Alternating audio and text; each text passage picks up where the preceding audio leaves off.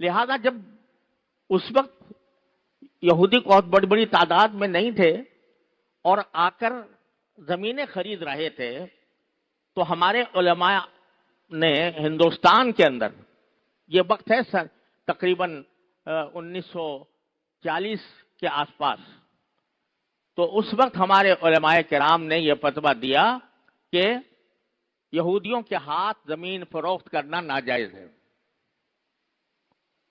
یعنی وہاں کے مسلمانوں سے یہ کہا کہ تم اپنی زمینیں یہودیوں کو فروخت نہ کرو. سوال لوگوں نے یہ کیا کہ بھئی اسلامی حکم تو یہ ہے کہ اگر یہودی ہمارے ملک میں رہتا ہے، کہیں سے بھی آ کے آباد ہوتا ہے اور وہ خریدتا ہے زمین، تو شرعی اعتبار سے ویسے تو کوئی اس کے اوپر روک ٹوک نہیں ہے.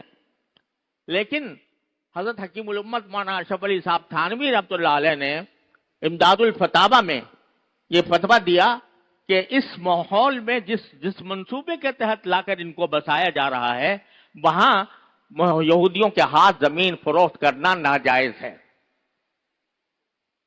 تو کیوں؟ اس لیے کہ وہ جانتے تھے کہ یہ منصوبہ در حقیقت صرف زمینیں خریدنے کی حد تک محدود نہیں رہے گا. جب ان کی آبادی ہوگی تو ان کا منصوبہ سامنے تھا. سلطان عبد الحمید جو آخری خلیفہ تھے